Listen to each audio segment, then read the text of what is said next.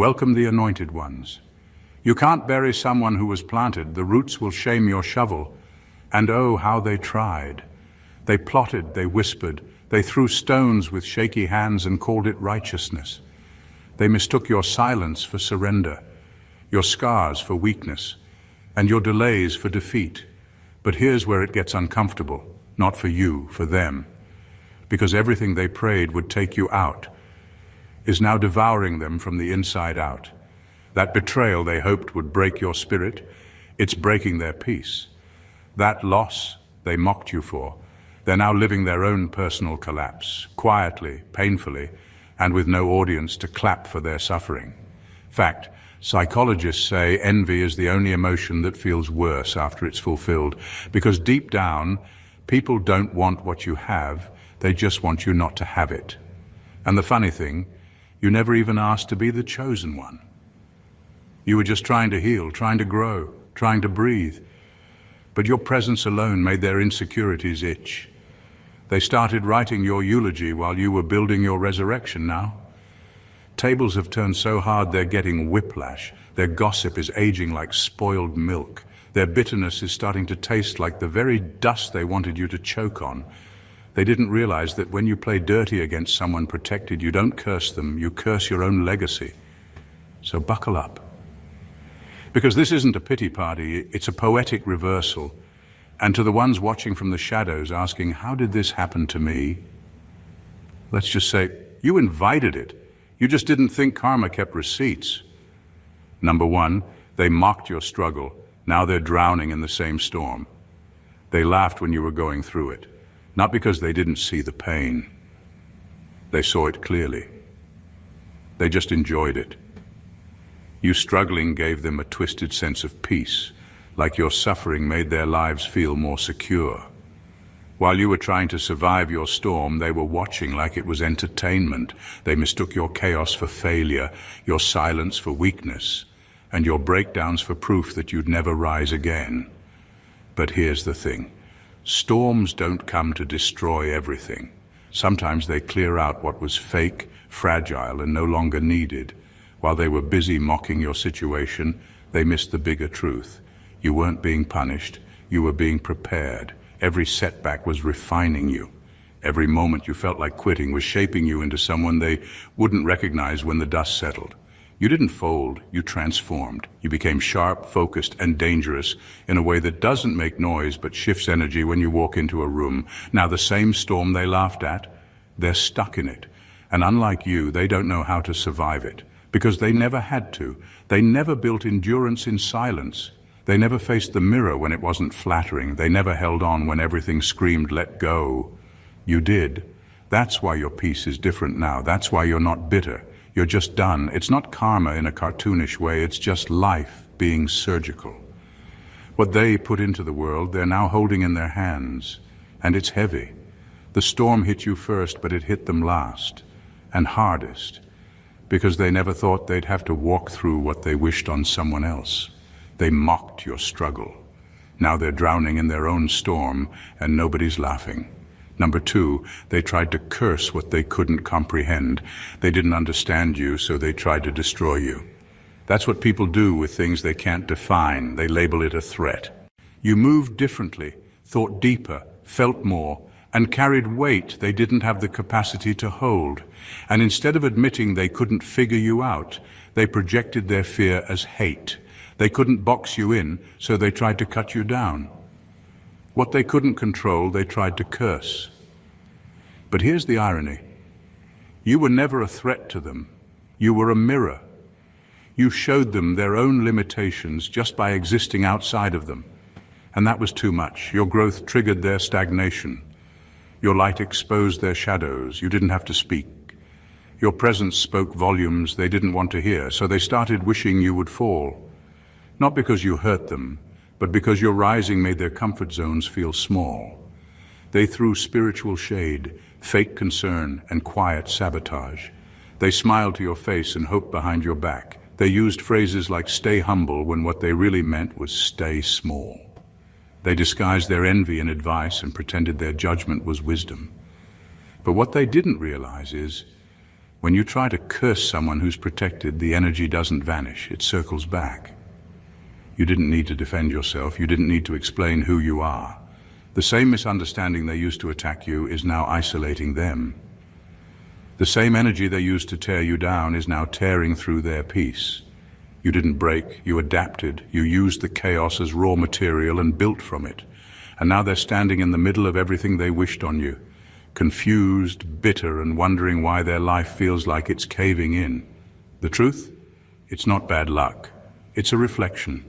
They cursed what they couldn't comprehend, and life returned the message with interest. Number 3, they threw dirt on your name, not knowing you were seeded. They thought throwing dirt on your name would bury you. They thought if they spread enough lies, twisted the truth just right, and kept your name in their mouths long enough, people would stop seeing your value. They wanted your reputation ruined, your confidence shaken, your identity erased. It wasn't enough for them to walk away. They wanted others to walk away from you too. That was the goal. Isolation, humiliation, silence. What they didn't know is that dirt doesn't just bury, it plants. And while they were trying to suffocate your potential, you were taking root.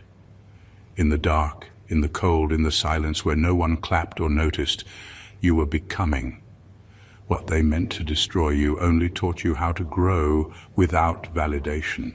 You learned how to depend on depth instead of attention. You stopped explaining and started evolving. They were loud with their damage, but your healing was louder, not in volume but in impact.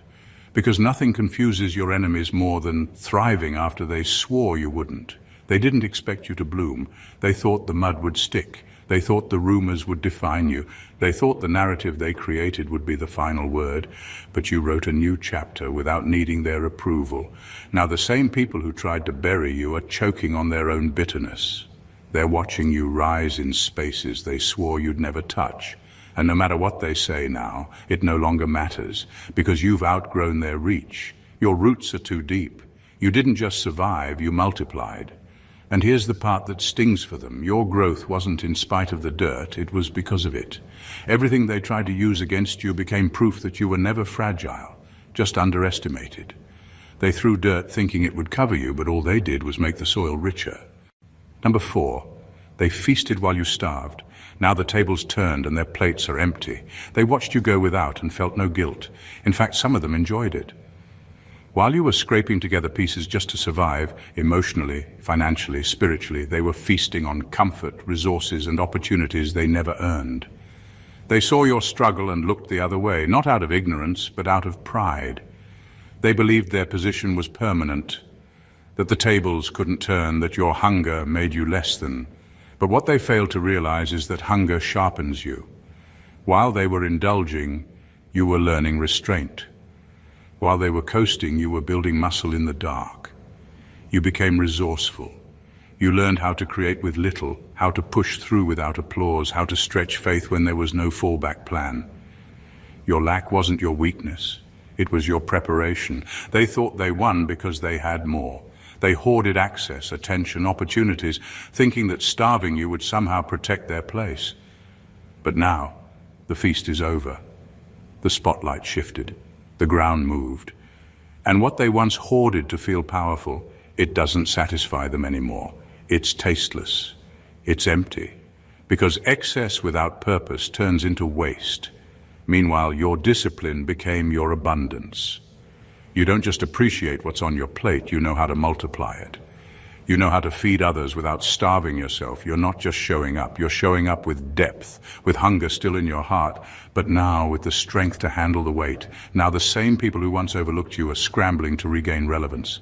But it's too late. You ate humility, you drank patience, you swallowed pride, and that kind of diet makes you strong in ways that money, clout, or connections never will. The tables turned, and the difference is you know what to do with your seat. They only knew how to sit. Number 5, they prayed for your downfall, but God heard the echo and reversed the address. They didn't just hope you'd fail, they prayed for it. Quietly, behind fake smiles and forced support, they sent out energy coated in envy. They didn't say it out loud, not always, but the intent was there, thick in their tone, sharp in their silence, heavy in their absence when you needed them most. They didn't want to see you crash publicly, they just didn't want to see you rise at all. That was the real prayer. Let them disappear so I don't have to face what they remind me of. But what they forgot is that spiritual law doesn't operate on ego, it operates on truth. And truth has perfect aim. You can't send out poison and expect peace to greet you at the door. You can't speak curses over someone protected and think the ground won't answer back. So what happened? The same energy they whispered about you, plotted against you and secretly celebrated in your low moments. It echoed, and that echo didn't vanish into thin air. It traveled. It gathered weight. And when it returned, it didn't knock politely. It exploded. They're now facing what they sent, not because you wished it on them, but because life has a built-in return policy. You get back what you broadcast, even if you try to disguise it as concern. The bitterness they aimed at you, it's soaked into their own lives. The trap they set for your downfall, they're the ones tripping now. Not out of karma in a fairy tale sense, but because you can't outrun the vibration you choose to live in. Meanwhile, you kept moving. You kept growing. You didn't even know half of what was being said behind your back, but it didn't matter. You were protected, not because you're perfect, but because your intentions were pure. That's the difference. They prayed for your ending, but God rerouted the address and handed them a mirror instead. Now, the weight they meant for you is sitting in their own laps, and it's heavier than they ever imagined. Number 6, they saw you as a threat, not a mirror. They treated you like a problem from the moment you stopped shrinking. It wasn't because you were doing too much. It was because your existence reminded them they were doing too little. You never attacked them, never tried to outshine them. You just started walking in your truth, and that alone made them flinch. You didn't threaten their position. You threatened their illusion. Because the moment you stopped pretending, they had to start facing the parts of themselves they were hiding from. They didn't see you as a person, they saw you as a mirror, and mirrors don't lie. You reflected their untapped potential, their missed chances, their excuses. Every time you grew, it exposed the places they stayed stuck. Every time you chose healing, it highlighted how long they've been nursing wounds they refused to face. It wasn't jealousy in the traditional sense, it was conviction, deep soul-level discomfort dressed up as hate. So instead of asking how did they do it, they asked, who do they think they are? Because it was easier to make you the enemy than admit they were capable of more and just didn't act on it. It was easier to mock you than to confront their own fear of being seen. You were proof that change is possible, that survival doesn't have to look like suffering forever. And that made you dangerous, not because of what you had, but because of what you represented. They didn't need a villain. They needed someone to blame for the fact that they settled, so they chose you. But here's the thing, you weren't trying to compete. You were trying to be free. You weren't trying to take their spot. You were trying to find your voice. And the fact that your light made them uncomfortable doesn't mean you were too much. It means they were hiding in too little. You weren't the threat, you were the reminder, and they couldn't take it. Number 7, they weaponized your wounds, but you made them blueprints. They saw your wounds and thought they had the perfect weapon. Every scar, every mistake, every moment you struggled, they collected like ammunition to use against you. They whispered it like gossip, made it a headline in their stories, hoping to trap you in your past. Their goal was simple, expose your pain so you'd never move past it. They wanted the world to see you broken, fragile, and defined by your setbacks. They didn't realize that what they saw as your weakness was actually your blueprint for strength. You didn't ignore your wounds. You studied them. You learned where the cracks ran deep, where the pressure points were, and how to build support around them. Instead of hiding the pain, you faced it, analyzed it, and turned it into a roadmap for growth. Each scar became a lesson, each failure a stepping stone, and each heartbreak a reason to rebuild smarter and stronger. You weren't stuck in your story, you rewrote it with every step forward. Meanwhile, the people who weaponized your pain are still trapped in the same endless loops they tried to pin on you. They recycle old grudges, replay the same judgments, and refuse to evolve because they're clinging to what they think gives them power. But real power isn't about dragging others down, it's about rising above your history. You escaped those cycles by turning your wounds into blueprints, and now they're lost, trying to figure out how you moved on while they stayed stuck. They thought breaking you would keep you small, but all they did was give you a foundation to build on. You didn't just survive their attacks, you used them as a guide to becoming someone they can't understand, let alone control. Now the very wounds they tried to exploit are what make you unbreakable. Number 8, they thought delay was denial. You were just being distilled. They saw your waiting as weakness, as failure, like you'd given up or missed your chance. To them, delay meant denial. If you hadn't arrived on their timeline, it was proof you weren't worthy, capable, or ready. They whispered that you were stuck, lost, or afraid. But here's the truth they missed. Your waiting wasn't a setback, it was a distillation. It wasn't punishment, it was purification. While they rushed headfirst into opportunities, chasing quick wins and shallow applause, you were quietly refining yourself. You were shedding what didn't belong, learning what mattered, and building a foundation strong enough to hold the weight of real success. Your delay was a process of stripping away distractions, breaking down old versions of yourself, and focusing on what could last. They couldn't see that because their eyes were fixed on the race, the speed, the noise, the finish line that looks impressive but feels empty. They thought your slow burn meant you'd never light up. But real growth doesn't happen in a sprint. It's in the patient, sometimes painful, moments where no one's watching. And the only reward is becoming someone who can handle the fire ahead. Now the tables have turned. They're sitting in rooms where their rushed efforts mean little, surrounded by people who recognize the gaps in their foundation. Meanwhile, you enter spaces where your timing, patience, and depth make you stand out. Your worth isn't shouted, it's undeniable. They rushed to arrive, but you arrived ready. They confused delay with denial, but you understood it was distillation. And that difference, it's the quiet power that moves mountains while others are still trying to climb hills. Number 9, they tried to rewrite your story mid-sentence, but you hold the pen now. They believed they had the right to rewrite your story, especially when you were at your most vulnerable, mid-sentence, mid-struggle, mid-transformation.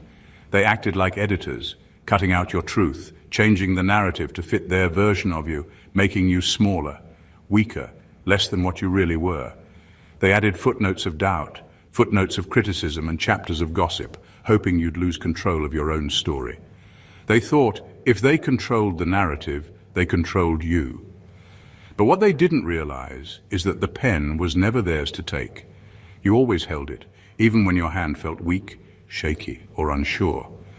You may have paused, but you never handed over control. They were only readers, stuck in the audience, watching and judging from the sidelines. They mistook being loud for having power, and they confused interference with influence. Now the plot twist is on them. The story you're writing no longer fits the version they tried to impose. Your chapters are filled with resilience, growth, and a clarity they can't rewrite or erase. You've reclaimed the narrative, turning the very pages they tried to smear into proof of your strength. Every twist and turn they feared has become your signature move. Irony chokes them because while they thought they were the authors, they've become captive readers, helpless as your story unfolds exactly as you intended, with no room left for their edits. Their attempts to distort your past now highlight their insecurity, their fear of your rise. You hold the pen now, and you're writing a story they never saw coming, one that leaves them speechless, powerless, and forced to watch as you become the author of your own destiny. Number 10, they thought power was in numbers, but you were the exception that made their equations collapse. They believed strength was a numbers game. The more people they gathered, the louder their voices, the safer they felt. They counted heads like soldiers in an army, convinced that the majority always wins, that if enough people agreed to write you off or tear you down, the truth would bend to their will. So they rallied, whispered, conspired, building walls made of many voices instead of solid facts. But they forgot one key thing: truth isn't democratic. It doesn't need votes or crowds to exist. Authenticity doesn't wait for approval. It stands alone, unwavering and unshaken. You were that lone variable in their neat, crowded equations, the one they didn't calculate for, the anomaly they couldn't fit into their patterns. Their numbers created noise, but you created clarity. While they were busy adding up distractions and distractions, you subtracted the unnecessary and simplified what mattered most: who you truly are. Their majority was a mask, a convenient camouflage for insecurity and fear.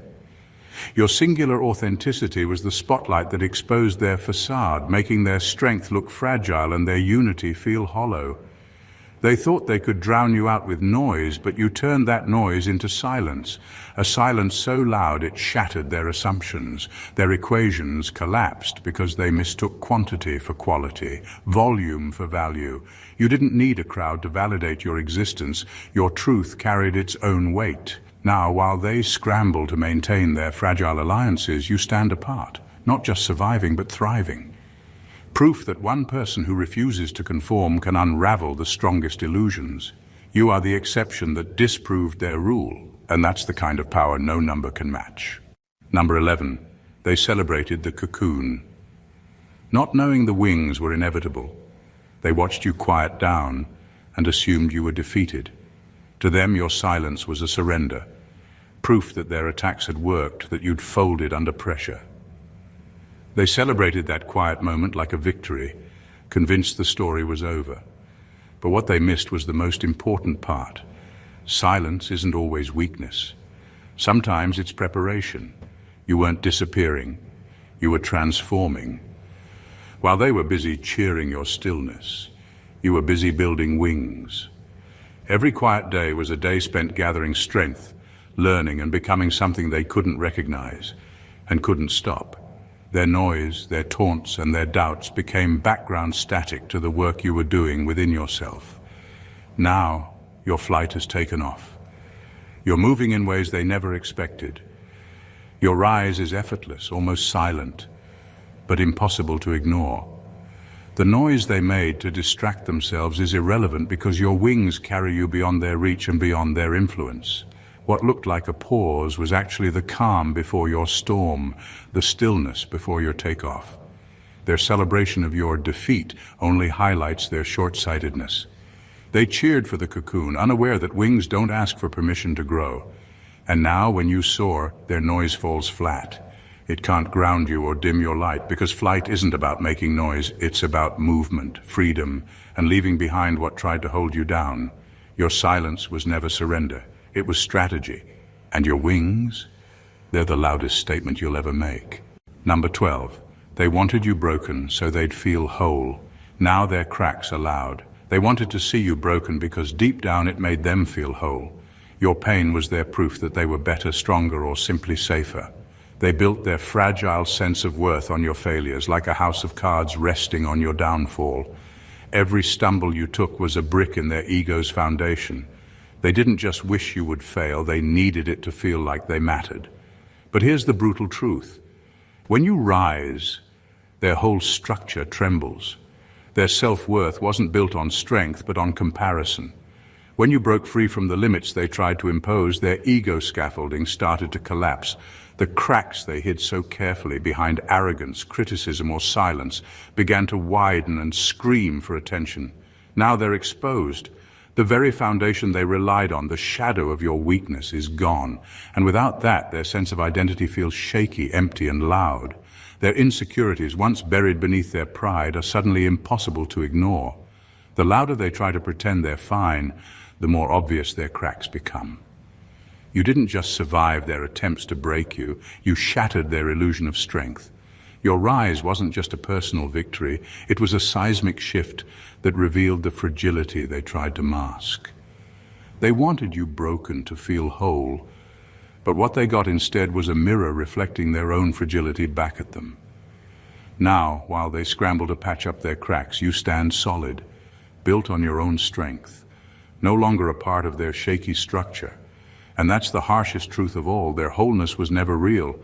It was only ever as strong as the pieces of you they tried to break. Number 13, they confused peace with passivity until you moved in power without permission. They watched your peace and thought it meant you were passive, weak, or resigned. To them, calm was a sign that you'd given up, that you had no fight left. They mistook your quiet confidence for surrender, assuming you'd play by their rules or stay in the background forever. But peace isn't about silence or stillness without purpose. Your calm was a choice, a strategy, and it carried more power than they ever imagined. While they rushed to react, argue, and prove themselves, you were preparing. Your patience wasn't waiting for permission, it was waiting for the right moment. You were gathering strength, sharpening focus, and building momentum in a way that no one saw coming. Your calm wasn't absence of action. It was the fuel behind your next move.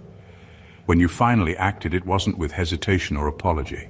You moved with authority, precision, and undeniable force. Suddenly, the quiet person they overlooked became the storm they couldn't predict or control. Your power didn't ask for their approval or invite their consent. It arrived on your terms, unannounced and unstoppable. That's when they realized their mistake. Peace is not passivity. Calm is not weakness, and waiting is not giving up. You weren't waiting to be given power. You were claiming it silently, steadily, and fiercely. The storm had a name, you, and now they have to reckon with the force they underestimated because they mistook stillness for submission. They spoke your downfall like a prophecy, certain their words had the power to seal your fate. They cast doubts, whispered curses, and spun futures where you'd stumble, fail, and disappear. It wasn't just jealousy. It was fear dressed as certainty, a desperate attempt to control what they couldn't understand or contain. They wanted you trapped in a narrative they wrote for you, convinced their vision would become reality. But what they failed to see is that projections are mirrors, reflecting more about the caster than the target. The nightmare they wanted for you was actually a glimpse into their own fears and failures. They invested so much energy in imagining your collapse that they unknowingly invited their own downfall. What they cast outward was like a shadow, and shadows have a way of creeping back in when least expected. Now, instead of witnessing your demise, they find themselves living the very nightmare they designed. Their regrets and insecurities have taken shape, haunting the corners of their minds and the spaces they inhabit. The ghosts of their own making whisper louder than their intended curses, echoing reminders of what they lost: integrity, respect, peace. Meanwhile, you move forward, untouched by the shadows they cast. Your reality is proof that their projections were never more than illusions, fragile, distorted, and destined to rebound. Their attempts to define you only revealed their own limitations. And now they are trapped watching their own shadows dance on the walls, powerless to change the story you're writing with every step you take. The nightmare they dreamed for you became their own, and that is the ultimate irony. You broke free while they remained caught in a loop of their own making. Number 14. They prophesied your failure but woke up in their own nightmare. They were so sure of your failure that they spoke it like a prophecy, not once, not quietly, but with conviction. They convinced others, they convinced themselves. They thought their words had the weight to shape your future, to limit your path, to lock you into a version of yourself you'd already outgrown. But what they didn't realize is that every word they spoke over you was never really about you. It was about them. Their prophecy wasn't insight, it was projection. They weren't predicting your downfall. They were broadcasting their fears, their insecurities, their own suppressed potential. They couldn't face the ways they had settled or played small, so they turned your ambition into arrogance, your growth into threat, your silence into shame. They thought if they could speak your failure into the world, they could avoid confronting their own. But prophecy without truth is just noise, and truth doesn't answer to bitterness. You kept moving. You endured the mislabels, the doubt, the loneliness of being misunderstood. And you rose, not out of spite, but out of purpose. Now, the same people who called your fall are waking up in the wreckage of their own words. The nightmare they scripted for you has become the mirror they can't avoid.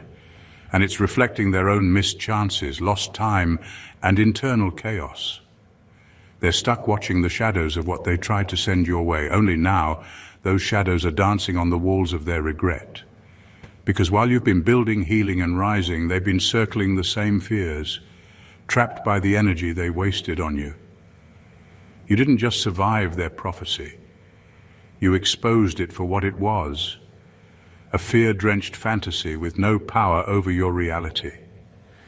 Now they're living in the echoes of their own words while you move forward, free. The story of being the chosen one in the face of relentless opposition is never just about survival. It's about transformation. Every whispered wish for your downfall, every attempt to clip your wings or rewrite your narrative was fuel for your rise, not your ruin. Those who celebrated your silence mistook it for surrender, but you were gathering strength in the quiet. Those who weaponized your wounds failed to see you were crafting a blueprint for victory. Their illusions of power, built on numbers, noise, or comparison, crumbled the moment you embraced your singular authenticity. What they thought were curses became echoes that only revealed their own cracks and fears. This journey is not about proving them wrong for the sake of revenge. It's about reclaiming your truth and living it boldly, unapologetically, and with unwavering purpose. You've learned that real power isn't loud or chaotic. It's steady, strategic, and deeply rooted in self-awareness. The delay they misread as denial was actually distillation, purifying your purpose and strengthening your resolve. Their attempts to define you mid-sentence only handed you the pen, empowering you to write a story they never imagined. Now, as you stand tall in your victory, their noise fades into irrelevance. The very energy they poured into wishing you low only made your foundation stronger. The irony is sharp. The nightmare they wished on you has circled back to them, a reflection of their own unresolved bitterness and fear. Meanwhile, you soar beyond the limitations they tried to impose, a living testament to the power of resilience, authenticity, and patience. This isn't just your story, it's a message to anyone who's ever been underestimated, overlooked, or attacked for simply being themselves. When the world wants to break you, remember, your scars are blueprints, your silence is strategy, and your rise is inevitable. You don't need their permission or their approval. The pen is in your hand, the pages are yours to fill, and the future belongs to those who refuse to be defined by anyone but themselves. Keep writing, keep rising. Your story is just beginning, and it's already extraordinary. If this message spoke to you, if you're ready to own your story and rise beyond what anyone expected, then don't just watch. Join the movement. Hit that subscribe button so you never miss the truth bombs and real talks coming your way. Like this video to show that strength grows in the face of challenge. Drop a comment below and share your own story, because your voice matters and can inspire others who need to hear it. And if you know someone who's fighting their own battles or breaking free from doubt, share this with them. Together, we're not just surviving, we're rewriting the rules. Let's keep rising, one story at a time. God bless you.